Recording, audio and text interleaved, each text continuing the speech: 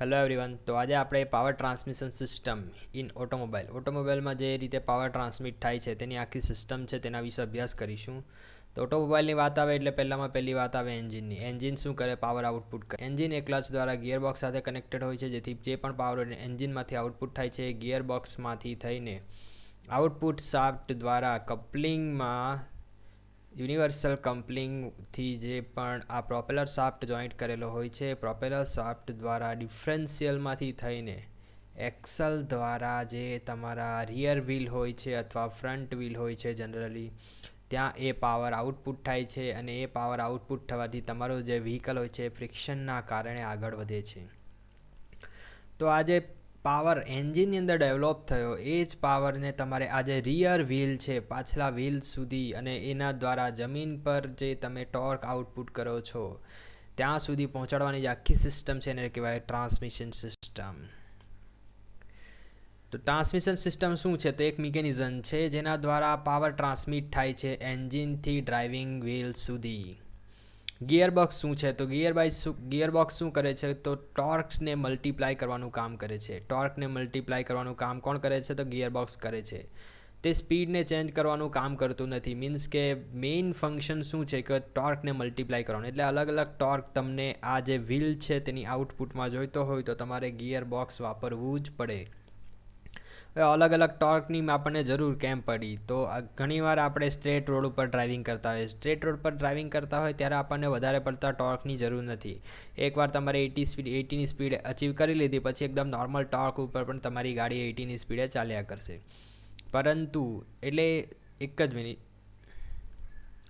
પરંતુ એ જ ટાઈમે જો અચાનક કંઈ ધાડ આવી જાય તો તમારી સ્પીડ 5મા ગિયરમાં હશે તો 5મા જ ગિયરમાં એ સ્પીડ ધીમે ધીમે ઘટતી જશે. મીન્સ કે હવે તમારે તમારી ગાડીને લોઅર ગિયર પર લઈ જવાની જરૂર છે. કેમ લોઅર ગિયર પર લઈ જવાની જરૂર છે? કેમ કે હવે તમારી જે ટાયર છે, તમારી ગાડીનું જે ટાયર છે તેનો વધારે પડતો ટોર્ક લાગશે અહીં ઉપર ચડાવવા માટે. તો એ વધારે પડતા ટોર્ક મેળવવા માટે શું કરવાનું છે? તમારે લોઅર ગિયર પર તમારું ગિયર શિફ્ટ કરવું પડશે. જેમ કે સેકન્ડ ઓર ફર્સ્ટ ગિયર પર તમારી ગાડીને શિફ્ટ કરીને જે વ્હીલ છે તેના દ્વારા તમે અહીં વધારે ટોર્ક આઉટપુટ કરશો અને તમારી જે વ્હીકલ છે એ ધાડ ઉપર ચડી શકશે. તો તમે જોઈ શકો છો કે અલગ અલગ ટોર્ક અલગ અલગ કન્ડિશન માટે જરૂરી હોય છે અને તેના માટે ગિયરબોક્સનો ઉપયોગ ઓટોમોબાઈલમાં કરવામાં આવે છે. ગિયરબોક્સ આવે તો ગિયર રેશિયો આવે. ગિયર રેશિયો સૌથી ઇમ્પોર્ટન્ટ વસ્તુ છે. ગિયર રેશિયોને યાદ કેવી રીતના રાખશો? તો ગિયર રેશિયોમાં પહેલો જ વર્ડ આવે છે જી. ગિયર રેશિયોનો પહેલો જ વર્ડ શું છે? જી. બરાબર. તો જી પરથી તમારે ગ્રેટર ધેન 1 એટલું યાદ રાખી દેવાનું. શું? Greater than 1. આ તમારે યાદ રાખવાનું. જી પરથી ગ્રેટર ધેન 1. તો એ ગ્રેટર ધેન 1 યાદ કેમ રાખવાની જરૂર પડી? કેમ કે ગિયર રેશિયો જે છે એ નંબર ઓફ ટીથ ઓફ ગિયરની ઉપર જેટલા પણ નંબર ઓફ ટીથ છે તેનો રેશિયો અથવા તેના divided by number of teeth of the પિનિયનના જે નંબર ઓફ ટીથ છે તેનો આ બંનેનો રેશિયો T/T એ જે છે એ ગિયર રેશિયો આપશે. Number of teeth of gear divided by number of teeth of pinion એ જે છે એ ગિયર રેશિયો આપશે અને ગિયર રેશિયો એ તમારો ગ્રેટર ધેન 1 હશે. તો તમારે યાદ કેવી રીતના રાખવાનું? ગિયર રેશિયો જી ગ્રેટર ધેન 1. બરાબર. હવે આ ગ્રેટર ધેન 1 કેવી રીતના આવશે? તો કે તમારા જે ગિયર છે એના જે ટીથ છે, આપણે જનરલી જ્યારે પણ ટ્રાન્સમિશન સિસ્ટમ હોય છે એક ગિયર પરથી બીજા ગિયર પર પાવર ટ્રાન્સમિટ થતો હોય તો ત્યારે આ રીતની સિસ્ટમ હોય છે. એક જે ગિયર હોય છે તે નાનું હોય છે અને બીજું જે ગિયર હોય છે તે મોટું હોય છે. જે નાનું ગિયર હોય છે તેને કહેવામાં આવે પિનિયન. શું કહેવાય? પિનિયન. જે મોટું ગિયર છે તેને કહેવામાં આવે ગિયર. હવે જ્યારે પણ બે ગિયર એકબીજા સાથે મેચ થતા હોય, શું થતા હોય? જ્યારે પણ બે ગિયર એકબીજા સાથે મેચ થતા હોય અને પાવર ટ્રાન્સમિટ થતો હોય તો ત્યારે એક ગિયર લો જે છે એ ગિયર લોના આધારે આ બંને ગિયર એકબીજા સાથે મેચ થઈને પાવર ટ્રાન્સમિટ થતા હોય તો એ ગિયર લો કયો છે? તો D = mg. M = D/Z. આ M જે છે એ મોડ્યુલ છે. શું છે? મોડ્યુલ. MODULE મોડ્યુલ છે. જ્યારે પણ બે ગિયર એકબીજા સાથે મેચ થતા હોય તો તેનું મોડ્યુલ સેમ જ હોવા જોઈએ. બંને ગિયરના મોડ્યુલ સેમ જ હોવા જોઈએ. હવે ધારો કે આ ગિયરને M1 લઈ લીધું, આ ગિયરને 1 આપ્યું, આ ગિયરને 2 આપ્યું, બરાબર. તો આ M1 અને આનું M2. તો M1 is equal two M2 થવું જ જોઈએ. જો M1 is equal two M2 ના થાય તો આ બંને ગિયર એકબીજા સાથે મેચ થઈને પાવર ટ્રાન્સમિટ નહીં કરશે. હવે આનો મિનિંગ શું તે આપણે જોઈ લે. M1 ઇઝ ઇક્વલ ટુ M2નો મિનિંગ શું? તો M ઇઝ ઇક્વલ ટુ તમે અહીં D/Z લખ્યું, અહીં પણ M is equal two D/Z લખ્યું. આ જે D જે છે એ ડાયા ઓફ M1 એટલે પિનિયન છે અને આ ડાયા ઓફ ગિયર છે, બરાબર. આ Z છે એ ટીથ ઓફ પિનિયન અને આ Z છે ટીથ ઓફ ગિયર. હવે આ જે મોડ્યુલ છે એ બંનેનું સેમ જ હોવું જોઈએ. તો ધારો કે આપણે પિનિયનનો ડાયામીટર 10 સેન્ટીમીટર ધાર્યો, બરાબર. પિનિયનનો ડાયામીટર 10 સેન્ટીમીટર ધાર્યો અને તેના પર તીથ ધારી લીધા, ધારો કે 5 તીથ છે, બરાબર. તો આ જે રેશિયો છે આ 2, તે શું વેલ્યુ આપશે? તે M1ની વેલ્યુ આપશે. હવે ગિયરનો લો એમ કહે છે કે 2 મોડ્યુલ સેમ જ હોવા જોઈએ. તો M1 is equal two M2. હવે M2ને આની સાથે ઇઝ ઇક્વલ ટુ કરવા માટે શું કરવું પડે? તો ધારો કે M2 જે ગિયર છે, M2 ગિયર એ મોટું છે, તો ધારો કે તેના પર 20 તીથ લઈએ. હવે રેશિયો 2 લાવવા માટે તમારે શું કરવું પડશે? નીચે આ 20 જે છે તીથ નથી, ડાયા છે, બરાબર. હવે ગિયરનો ડાયામીટર ઓલવેઝ આ પિનિયન કરતાં વધારે મોટો જ હશે, એટલે ધારો કે 20 સેન્ટીમીટર લઈ લઈએ આપણે તેનો ડાયા. તો તેના તીથ તમારે એ જ રીતે મૂકવા પડશે કે આ 2 ફિગર આવે, મીન્સ કે એનો રેશિયો 2 થાય. તો એનો રેશિયો 2 કરવા માટે નીચે તમારે 10 જ મૂકવા પડશે, બરાબર. તો આપણે આ બંને વસ્તુ આ રીતે કરવાની જરૂર કેમ પડી? તો એનું રીઝન એ છે, એ રીઝન સમજાવું તમને. આ ગિયર છે અને આ પિનિયન છે. તો આના પરથી એક એવું કન્ક્લુઝન આવે છે કે જો ગિયર અથવા પિનિયન નાનું હશે તો તેના તીથ ઓછા જ હશે. મીન્સ કે આનો 10 સેન્ટીમીટર ડાયા હતો એટલે કે નાનું છે તો તેના પર 5 જ તીથ હશે. જ્યારે આનો 20 સેન્ટીમીટર ડાયા છે, મોટું છે, તો તેના પર પિનિયન કરતાં વધારે જ તીથ હશે, બરાબર. નાનું તો ઓછા તીથ, મોટું તો વધારે તીથ, બરાબર. આ એક ફિનોમિના છે જે સમજાવવા માટે મેં તમને અહીં સુધી લાવ્યો. કયો ફિનોમિના સમજાવવા માટે? કે આ ગ્રેટર દેન 1 તમે આશરે નહીં લખી શકો. મીન્સ T/t એ ગ્રેટર દેન 1 આશરે નહીં લઈ શકો, કેમ કે number of teeth of gear જે છે એ કેપિટલ T લીધું છે, number of teeth of pinion જે છે એ સ્મોલ t લીધું છે. હવે તમને મેં કીધું તેમ ગિયરના જે તીથ છે એ ઓલવેઝ વધારે જ હશે પિનિયન કરતાં, અને તેના આધારે આ જે ગિયર રેશિયો છે એ ગ્રેટર દેન 1 જ લેવામાં આવે છે. બીજું એક વસ્તુ જાણી લઈએ કે તીથ અને સ્પીડ જે છે એકબીજાના વિરુદ્ધમાં ચલે છે. તીથ અને જે સ્પીડ છે એકબીજાના વિરુદ્ધમાં ચલે છે. તીથ વેરીઝ એઝ 1 સ્પીડ. અહીં તમે આ T/t એટલે કે આ ગિયરનું છે અને આ પિનિયનના તીથ છે. તો આને તમે ઇઝ ઇક્વલ ટુ કરીને જો સ્પીડમાં કન્વર્ટ કરવું હોય તો N2/N1 થશે. અને ધારો કે 1 લઈ લઈએ અને 2 લઈ લઈએ તો આ N2/N1 થઈ જશે. મીન્સ કે આ વિરુદ્ધમાં ચલે છે એકબીજાના. મીન્સ કે સ્પીડ ઓફ પિનિયન ઓલવેઝ વધારે હશે. આના પરથી બીજી એક વસ્તુ તમને ખબર પડશે કે આ નાનું અને આ મોટું ગિયર છે, તો આ બંને જે એકબીજાની સાથે મેશિંગમાં ફરતા હશે ને, તો આના RPM ઓલવેઝ વધારે હશે. પિનિયનના RPM અથવા પિનિયનની સ્પીડ ઓલવેઝ વધારે હશે. કેમ કે તે લોકો એકબીજાની વિરુદ્ધમાં ચલે છે. Capital T/t is equal two T1/t2 આવી રીતના લઈએ તો N2/N1. આ બંને એકબીજાની વિરુદ્ધમાં ચલે છે. આ જો ગ્રેટર દેન 1 હશે તો આને પણ ગ્રેટર દેન 1 લાવવા માટે આ N2ની સ્પીડ વધારે જ હશે. પિનિયનની સ્પીડ ઓલવેઝ વધારે હશે અને ગિયર જે છે એની સ્પીડ ઓછી જ હશે, બરાબર. આ એક બીજો ફિનોમિના તમને ખબર પડી. હવે બીજી એક વસ્તુ છે વેલોસિટી રેશિયો. આપણે ગિયર રેશિયો જોયું, હવે એવું જ એક વસ્તુ છે વેલોસિટી રેશિયો. વેલોસિટી રેશિયોમાં શું આવે છે? તો 1 ગિયર રેશિયો આવે છે. શું 1 ગિયર રેશિયો? એટલે તદ્દન આનું ઉલટું થઈ જશે. આ જો ગ્રેટર દેન 1 હતું તો આ લેસ દેન 1 થઈ જશે, બરાબર. તો ગિયર રેશિયોમાં શું આવે? ગિયર ઓફ સ્પીડ અને નીચે પિનિયનની સ્પીડ. ઉપર ગિયરની સ્પીડ અને નીચે આવશે પિનિયનની સ્પીડ. તો તમને એક્ઝામમાં પૂછાય, ક્યારેક તો વેલોસિટી રેશિયો વિશે પૂછાય અથવા ગિયર રેશિયો વિશે પૂછાય. આ બંને વિશે પૂછાશે તો તેનું ફોર્મ્યુલા શું આવે, તો તે ટાઈમે તમારે યાદ કેવી રીતના રાખવાનું તે તમને જણાવું છું. તો એ યાદ રાખવા માટે તમારે જી યાદ રાખવાનું. શું? જી અને જી યાદ રાખવાનું. તો ગિયર રેશિયોમાં શું હોય? ગ્રેટર દેન 1 હોય. કોઈ પણ વસ્તુ ગ્રેટર દેન 1 હોય એટલે ઉપર જે છે તે મોટું આવશે સંખ્યા, નીચે જે છે તે નાની સંખ્યા આવશે. હવે ટીથ ઓફ ગિયર છે તે ઓલવેઝ વધારે જ હશે એટલે ઉપર મોટી સંખ્યા, અને ટીથ ઓફ પિનિયન જે છે ઓછા હશે એટલે કે નાની સંખ્યા. તો આના આધારે તમે લખી શકો છો. હવે તો તમને ઓપ્શનમાં સ્પીડના આધારે આપ્યું હોય તો સ્પીડ કોની વધારે હશે? તો સ્પીડ જે છે એ પિનિયનની વધારે હશે અને સ્પીડ જે છે એ ગિયરની ઓછી હશે. તો ત્યારે આ ફોર્મ્યુલા બનશે કે gear ratio is equal to ratio of speed of pinion to the speed of gear.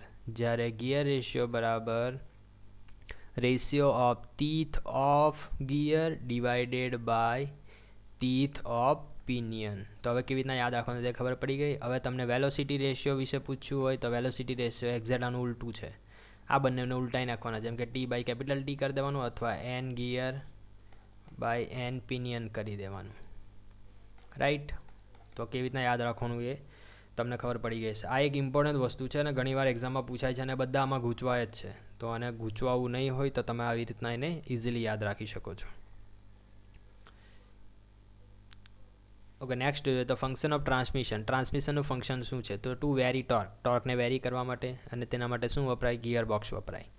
Two provide a neutral position. એક એવી પોઝિશન પ્રોવાઈડ કરવાની કે જ્યારે તમારું ફક્ત એન્જિન ચાલુ રહેશે પરંતુ તમારી જે વ્હીકલ છે તે સ્ટેડી પોઝિશનમાં રહેશે. એટલે ન્યુટ્રલ પોઝિશન પ્રોવાઈડ કરવા માટે પણ ટ્રાન્સમિશન સિસ્ટમ એક અગત્યનું કામ કરે છે. To move the vehicle in reverse direction. હવે રિવર્સ ડાયરેક્શનમાં મૂવ કરવું હોય તે ટાઈમે પણ ટ્રાન્સમિશન સિસ્ટમની જરૂર પડે છે. મીન્સ કે ગિયર બોક્સ દ્વારા તમે રિવર્સ ગિયર એપ્લાય કરી શકો છો. ટાઈપ ઓફ ગિયર બોક્સ જોઈએ તો ગિયર બોક્સ 3 ટાઈપના હોય છે જનરલી. એક તો sliding mesh gear box. Sliding mesh gear બોક્સમાં શું હોય છે કે gear comes in contact by sliding. ધારો કે એક ગિયર અહીં છે, આ જે શાફ્ટ છે એની પર ગિયર એટેચ કરેલું છે. એક જ મિનિટ. આ એક શાફ્ટ છે, એના ઉપર આ ગિયર અટેચ કરેલું છે, બરાબર. અહીંયા એક બીજો શાફ્ટ છે, તેના ઉપર આ ગિયર અટેચ કરેલું છે. ધારો કે આ જે ગિયર છે એ એન્જિન પરથી આવે છે. આ જે શાફ્ટ છે એન્જિનની સાથે કનેક્ટેડ છે અને આ જે શાફ્ટ છે એટલે આઉટપુટ ટાયરની ઉપર આ પાવર જાય છે.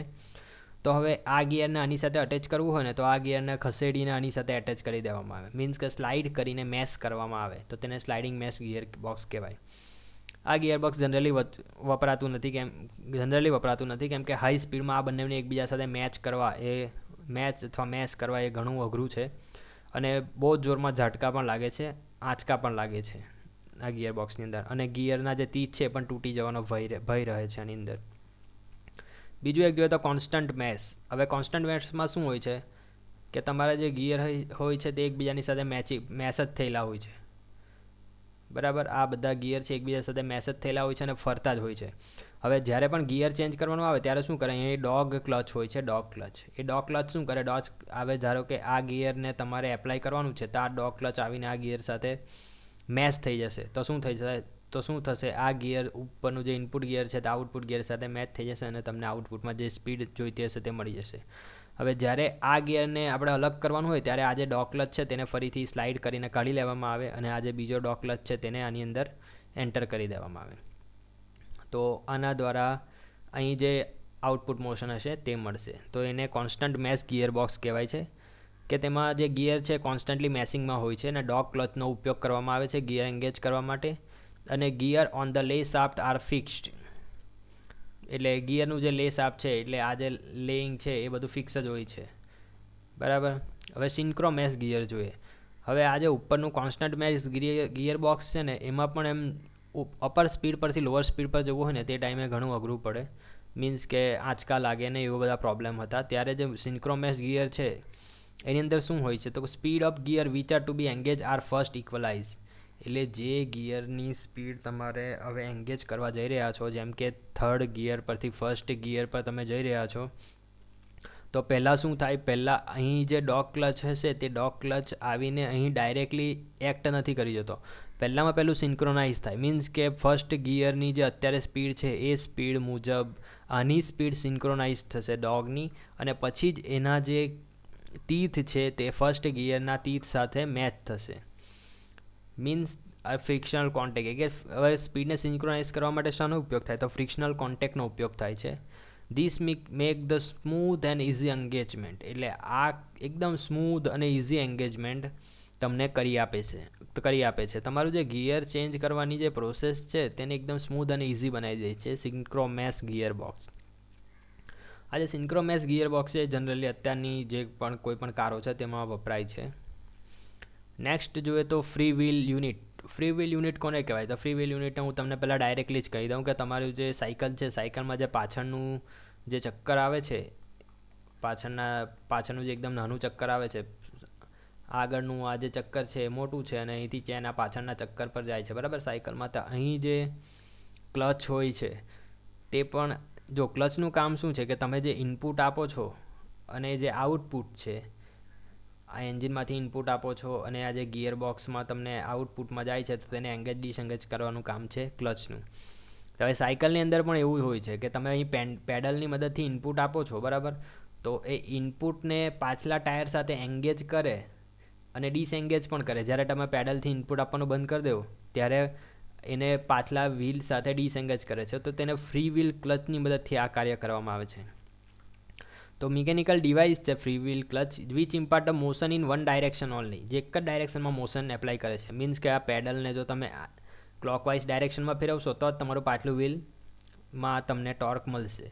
જો આ પેડલને તમે એકદમ સ્ટેડી, મીન્સ કે તમારા પગ એકદમ સ્ટેડી કરી દેશો તો શું થશે? પાછલું વ્હીલ ફર્યા કરશે.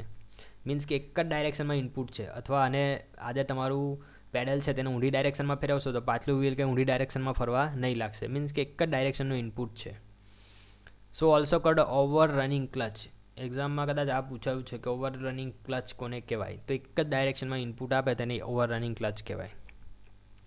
તેની કંઈક કન્સ્ટ્રક્શન આ ટાઈપનું હોય છે, જેમાં વચ્ચે હબ રહેલું હોય છે, પછી રોલર એંગેજ કરેલા હોય છે, મીન્સ કે અહીં રોલર હોય છે, પછી આ જે છે એ આઉટર રેસ છે, મીન્સ આ જે કાપા આઉટર રેસ છે, અહીં રોલર એંગેજ કરેલા હોય છે અને અહીં જે છે એ આ ટાઈપનું કંઈક બનાવેલું હોય છે. મીન્સ કે તમે જ્યારે પણ આને ઇનપુટ મોશન આ રીતની આપશો ત્યારે જે આ જે વ્હીલ છે ને તે અહીં ઉપસેલો ભાગ છે ત્યાં એટેચ થઈ જાય, અને જ્યારે ઇનપુટ મોશન નહીં આપશો ને ત્યારે આ જે રોલર છે એ બધા અહીં થોડા નાના ભાગમાં, થોડો ઓછો ભાગ છે તેની અંદર આવે અને ઇઝીલી રોલ કરવા લાગી જશે. તો એને ફ્રી વ્હીલ યુનિટ કહેવાય છે. ફ્રી વ્હીલ યુનિટ અથવા over running clutch. Torque converter કોને કહેવાય? તો hydraulic device use to multiply ટોર્કને મલ્ટીપ્લાય કરવા માટે જે કોઈ પણ હાઇડ્રોલિક ડિવાઇસનો ઉપયોગ થાય છે તેને ટોર્ક કન્વર્ટર કહેવાય છે. એ ફ્લુઇડ ફ્લાયવ્હીલ જેવું જ હોય છે, પરંતુ એમાં શું એક અલગ વસ્તુ હોય છે કે તેમાં એક સ્ટેશનરી મેમ્બર હોય છે. Except a stationary member stator addition to it. Fluid ફ્લાયવ્હીલમાં શું છે, એક બાજુ પંપ હોય છે, બીજી બાજુ ઇમ્પેલર હોય છે, બરાબર. આ પંપમાંથી જે પણ ફ્લુઇડ આ ડ્રાઇવિંગ મેમ્બરમાં હતું, ડ્રાઇવિંગ શાફ્ટની મદદથી આ જે ફ્લુઇડ છે એ બધું રોટેટ કરશે અને એ રોટેટ થયેલું ફ્લુઇડ પંપ દ્વારા સ્ટેટરમાં જશે અને સ્ટેટરમાં નહીં, રનરમાં જશે.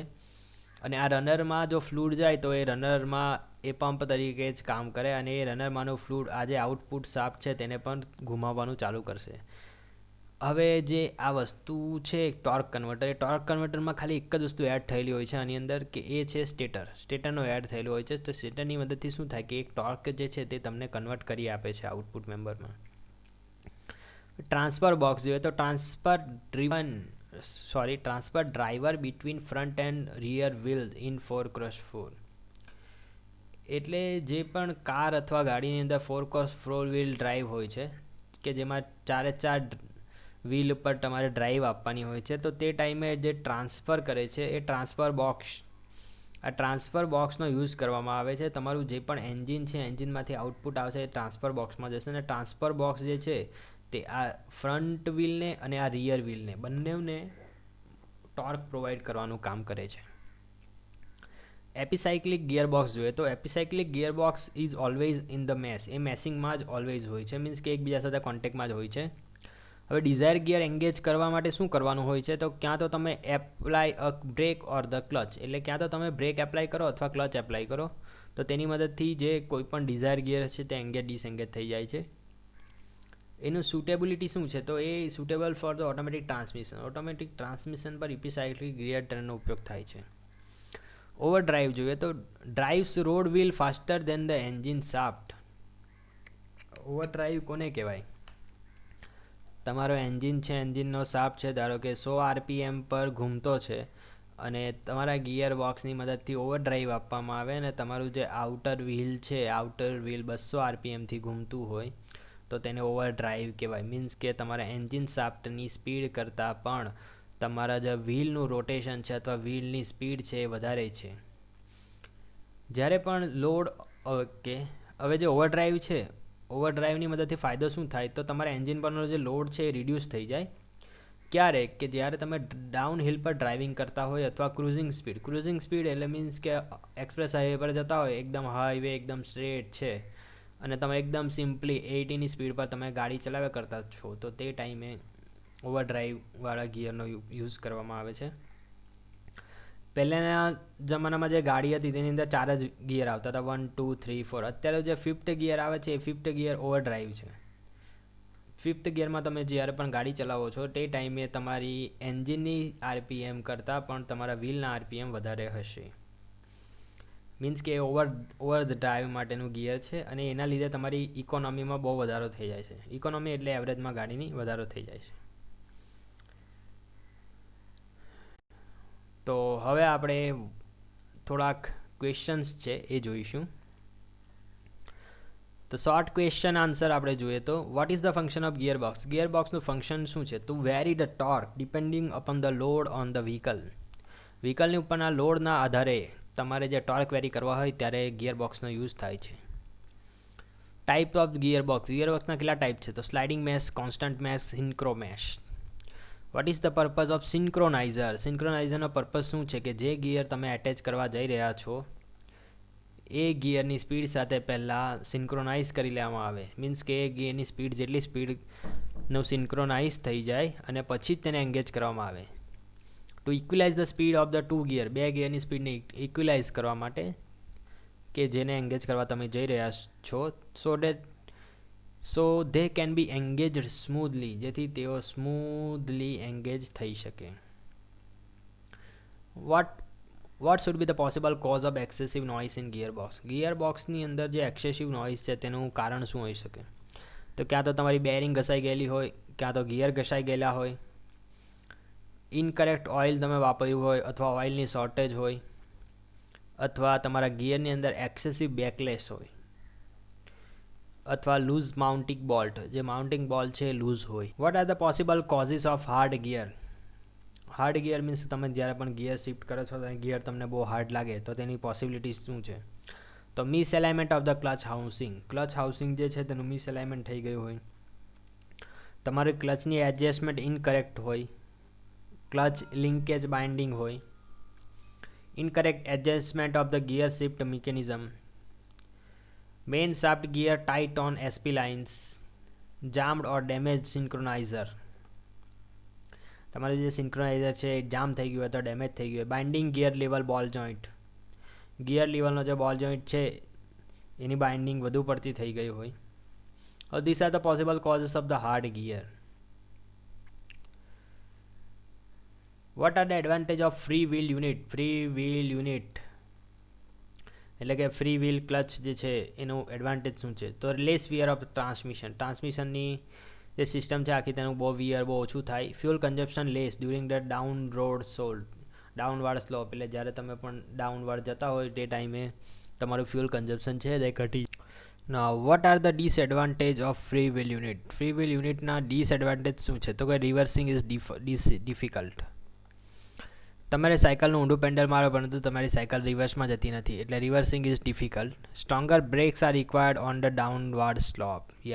This is very very important. કે તમે જ્યારે પણ ગાડી ધાડની ઉપરથી નીચે તરફ જઈ રહ્યા હોય ને ત્યારે તમારે ન્યુટ્રલ ગિયરમાં ગાડી ક્યારેય પણ નાખવી નહીં. જો તમે ન્યુટ્રલ ગિયરમાં ગાડી નાખશો તો તમારી જે પણ બ્રેક છે સૌથી વધારે કામ કરવું પડશે તમારી બ્રેક છે, અને તમારી બ્રેક્સ જો પાવરફુલી નહીં લાગશે તો મે બી તમે ખીણમાં અથવા ખાઈમાં જઈ શકો છો. તો તમે જ્યારે પણ ડાઉનવાર્ડ ડ્રાઇવિંગ કરતા હો તે ટાઈમે તમારે જે ગિયર છે એ ગિયરને એંગેજ રાખવું ઘણું જ જરૂરી છે. મીન્સ કે તમે 20ની સ્પીડે નીચે ઉતરી રહ્યા હોય તો તમારે સેકન્ડ ગિયરમાં ગાડી રાખવી, અથવા તો 10ની સ્પીડે નીચે ઉતરી રહ્યા હોય તો ફર્સ્ટ ગિયરમાં ગાડી રાખવી. જેથી શું થશે કે તમારું જે એન્જિન છે એ મોટે ભાગનું બ્રેકિંગ ફોર્સ પ્રોવાઈડ કરશે. તમે જ્યારે ડાઉનવર્ડ ડ્રાઇવિંગ કરતા હોય ત્યારે મોટે ભાગનું બ્રેકિંગ ફોર્સ જો તમારી ગાડી બીજા અથવા પહેલા ગિયરમાં હશે તો તે પ્રોવાઈડ કરશે, અને તમારે ઘણી ઓછી બ્રેકિંગ ફોર્સ લગાવવી પડશે. જ્યારે આ ફ્રી વ્હીલ ક્લચની અંદર શું પ્રોબ્લેમ થાય છે કે સ્ટ્રોંગર બ્રેક્સ રિક્વાયર્ડ, મીન્સ કે તમારું હવે ફ્રી વ્હીલમાં તો શું છે કે તમારી ગાડી એકદમ જ લૂઝ થઈ જશે અને એકદમ લૂઝ થઈને આગળ તરફ વધવા લાગશે. તો એ ટાઈમે શું થાય કે એકદમ સ્ટ્રોંગર બ્રેક્સ આર રિક્વાયર્ડ. બ્રેક્સને તમારે વધારે સ્ટ્રોંગ બનાવવી પડશે, કેમ કે ગાડીનું મોમેન્ટમ બહુ જ વધી જશે અને બધું જ મોમેન્ટમ એ બ્રેક્સ એ કંટ્રોલ કરવાનું રહે છે. Which are the 3 active members of the epicyclic gearbox? epicyclic gearboxમાં 3 active member કયા કયા હોય છે? તો epicyclicમાં એક રિંગ ગિયર હોય છે, સન ગિયર હોય છે અને પ્લેનેટ ગિયર હોય છે. રિંગ, સન અને planet gear. What is the advantage of the epicyclic gearbox? Advantage શું છે? Easy gear change because engine need not be disconnected for the changing the gear. epicyclic gear ગનમાં આ સૌથી વધારે ઇમ્પોર્ટન્ટ વસ્તુ શું છે કે તમારે એન્જિન જે છે એને ગિયર ટ્રેનથી તમારે ડિસએન્ગેજ કરવાની જરૂર નથી. મીન્સ કે ક્લચ બ્લચ વાપરવાની જરૂર નથી. તમે ડાયરેક્ટલી જે છે એ ગિયર ચેન્જ કરી શકો છો. કેવી રીતના ગિયર ચેન્જ કરી શકો છો? તો ક્યાં તો તમે આર્મને ફિક્સ કરી દો, રિંગ ગિયરને ફિક્સ કરી દો, અથવા સન અથવા પ્લેનેટ ગિયરને ફિક્સ કરી દો. અને ફિક્સ કરવા માટે તમને શું જોઈએ? તો બ્રેકની રિક્વાયરમેન્ટ રહે છે. Name the 3. બ્રેક એટલે પેલી બ્રેકની નહીં વાત કરતો હું, ફ્રિક્શન ફોર્સ. કોઈ પણ રીતે ફ્રિક્શન ફોર્સ અપ્લાય કરીને કોઈ બી મેમ્બરને સ્ટેશનરી કરી દેવાનું, તે રીતની બ્રેકની વાત કરું છું. Name the 3 operating members of the torque converter. Torque કન્વર્ટરમાં કયા કયા મેમ્બર હોય છે? એક પંપ હોય છે, ઇમ્પેલર હોય છે અને બીજું એક એક્સ્ટ્રા મેમ્બર સ્ટેટર હોય છે. Name the main component of the automatic transmission. Automatic ટ્રાન્સમિશનના main component: converter housing, oil pan and extension housing. Converter housing, oil pan and extension housing. What is the function of stator in the torque converter? Torque કન્વર્ટરમાં સ્ટેટરનું function શું છે? તો stator changes the direction of the fluid coming out of the turbine blade so that this fluid strike the impeller blades in the suitable direction. આ pump છે, પંપની આ રીતની બ્લેડ હોય છે. હવે અહીંથી જે પણ ફ્લુઇડ આ ડાયરેક્શનમાં આવે છે તો સ્ટેટર શું કરે? સ્ટેટર કંઈક આ રીતની બ્લેડ લગાવેલી હોય છે સ્ટેટરમાં, તો સ્ટેટર આ ફ્લુઇડને આ ડાયરેક્શનમાં મૂવ કરી દેશે અને આ ડાયરેક્શનમાં ફરીથી જે ઇમ્પેલર હોય છે તેમાં આ ફ્લુઇડ જે છે સ્ટ્રાઇક થાય અને આ ઇમ્પેલર પણ જે ડાયરેક્શન છે એ ડાયરેક્શનમાં ફરવા લાગે. બરાબર. તો stator changes direction of the fluid. Stator જે પંપમાંથી ફ્લુઇડ આવી રહ્યું છે બહાર, તેની ડાયરેક્શન ચેન્જ કરે છે અને તેને ટર્બાઇનની બ્લેડ સાથે સ્ટ્રાઇક કરે છે ઇન ધ સુટેબલ ડાયરેક્શન. જે ડાયરેક્શનમાં તમારે આ જોઈતું હોય તે ડાયરેક્શનમાં. આઉટપુટ સ્પીડ તમને જે ડાયરેક્શનમાં જોઈતી હોય, આઉટપુટ ટોર્ક જે ડાયરેક્શનમાં જોઈતો હોય તે ડાયરેક્શનમાં તે ફ્લુઇડને સ્ટ્રાઇક કરે છે ઇમ્પેલરની ઉપર. Vote is the coupling point? It is a point when the fluid leaves the turbine in the forward direction, hitting at the back of the stator blade, which causes a hindrance in the fluid flow from the turbine to the impeller. Coupling point કોને કહેવાય? તો fluid leaves the turbine in the forward direction. Fluid leaves the ટર્બાઇનમાંથી જે fluid leave કરે છે forward direction, hitting at the back of the stator blade. આ જે stator blade છે તેની બેકમાં હિટ કરે છે. Okay. Which causes hindrance in the fluid flow from the turbine to the impeller. અને આના કારણે શું થાય? તો આ જે ઇમ્પેલર છે ત્યાં જે ફ્લુઇડ જઈ રહ્યું છે તેમાં હિન્ડરન્સ પેદા થાય, એટલે કે અવરોધ પેદા થાય, અને તેને કહેવાય coupling point.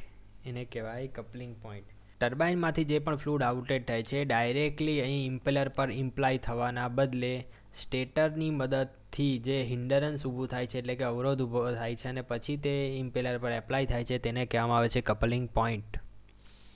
What is overdrive? તો આઉટપુટ શાફ્ટની અથવા જે વ્હીલની જે આરપીએમ છે, સ્પીડ છે, એન્જિનના શાફ્ટ કરતાં વધારે હોય ત્યારે તેને ઓવરડ્રાઈવ કહેવાય. મીન્સ કે to step up the gear ratio T/T અથવા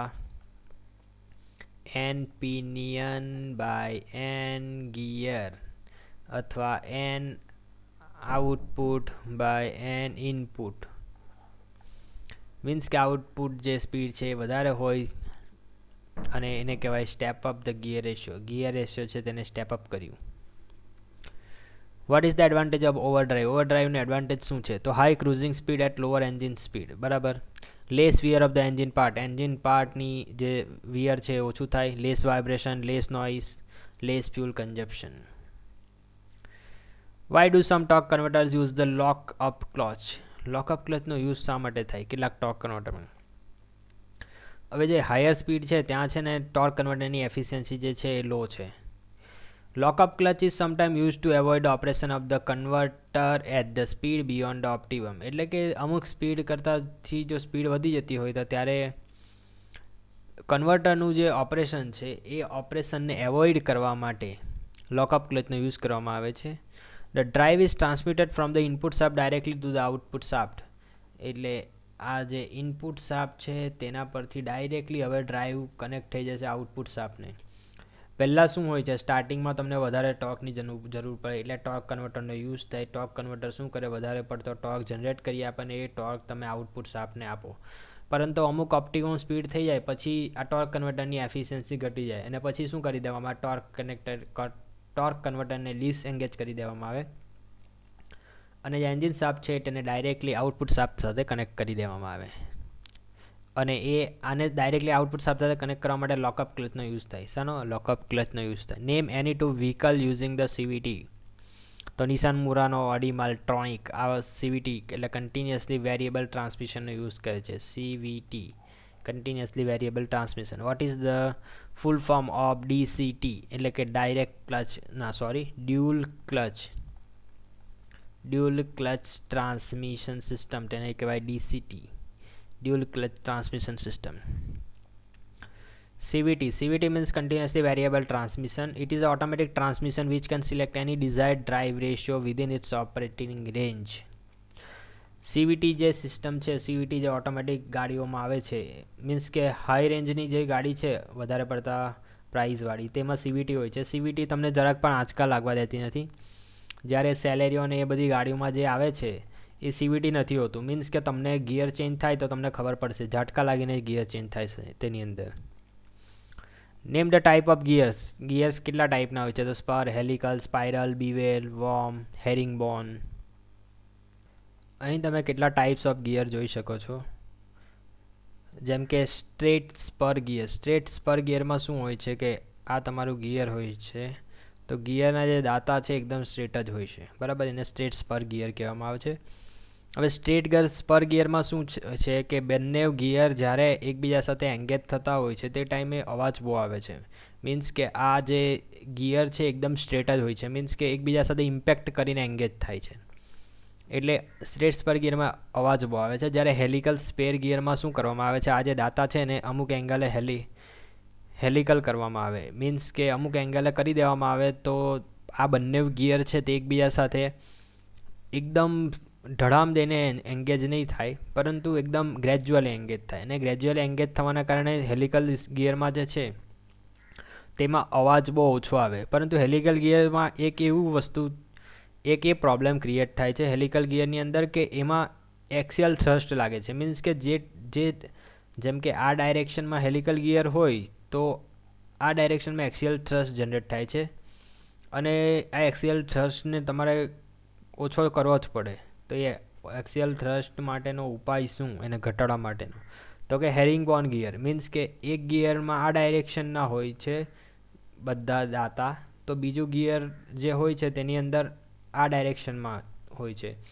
તો આ જે હોય છે તે આ ડાયરેક્શનમાં થ્રસ્ટ લગાડે, આ પેલા ડાયરેક્શનમાં થ્રસ્ટ લગાડે તો બંનેનો જે થ્રસ્ટ છે એ વેનિશ થઈ જાય એટલે કે નાબૂદ થઈ જાય છે હેરિંગબોન ગિયરની અંદર. પ્લેન બીવેલ કોને કહેવાય? બીવેલ એટલે એક શાફ્ટ બીજા શાફ્ટ સાથે પરપેન્ડિક્યુલરલી અટેચ થતો હોય, બરાબર. તો ત્યારે એને બીવેલ ગિયર કહેવાય. હવે એ બીવેલ ગિયરની અંદર પણ જો સ્ટ્રેટ દાંતા હોય તો તેને પ્લેન બીવેલ કહેવાય જો સ્પાઇરલ દાતા હોય મીન્સ કે સ્પાઇરલી હોય છે આ ટાઈપમાં, તો તેને સ્પાઇરલ બીવેલ ગિયર કહેવાય. અને હાઇપોઇડ હોય છે, હાઇપોઇડમાં પણ એવું જ હોય છે, સ્પાઇરલ જેવું જ હોય છે. પરંતુ હાઇપોઇડમાં એક વસ્તુ એ છે કે આ જે શાફ્ટની એક્સિસ છે અને આ જે નીચેના શાફ્ટની એક્સિસ છે એ બંને ક્યારેય એટેચ થતી નથી. આમાં તમે જોશો તો આ જે શાફ્ટની એક્સિસ છે અને આ શાફ્ટની એક્સિસ છે બંને અહીં મળે છે. જ્યારે આ જે છે અમુક એસેન્ટ્રિસિટી પર હોય છે, તો ત્યારે તેને હાઇપોઇડ કહેવાય. હાઇપોઇડ ક્યારે કહેવાય કે જ્યારે એસેન્ટ્રિસિટી પર હોય, એકબીજા સાથે પરપેન્ડિક્યુલરલી મેચ નહીં થતી હોય તે ટાઈમે હાઇપોઇડ ગિયર કહેવાય. આ હાઇપોઇડ ગિયર વિશે પૂછાયું છે એક્ઝામમાં, બરાબર. તો ધ્યાન રાખજો, એસેન્ટ્રિસિટી પર હોય, એકબીજા સાથે પરપેન્ડિક્યુલરલી મેચ નહીં થતી હોય અથવા ક્યારેય પણ મેચ નહીં થતી હોય ત્યારે હાઇપોઇડ ગિયર વપરાય.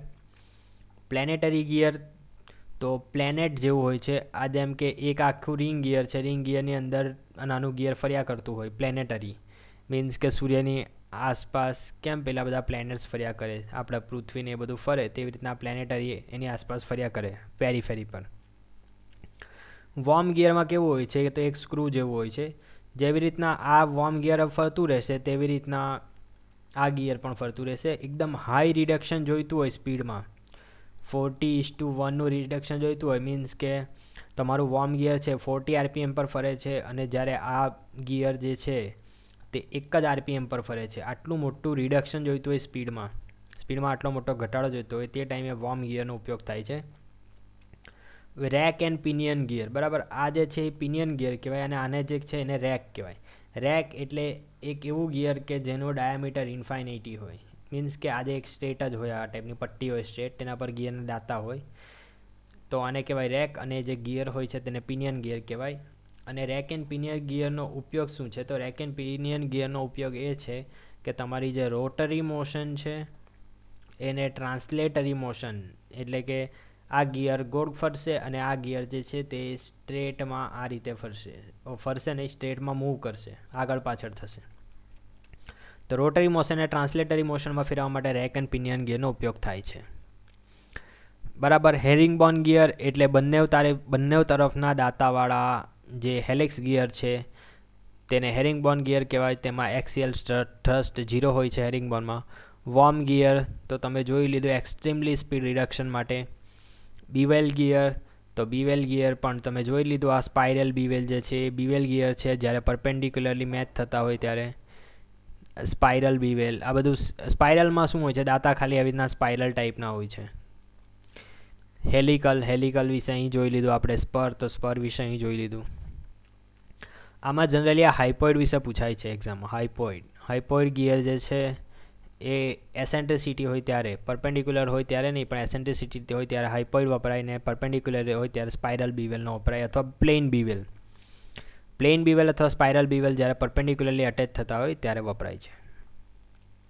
હવે જે છે આપણે MCQs જોઈશું, બરાબર. So please like, share and subscribe my channel Sinhal's Academy and please press bell icon for the future updates.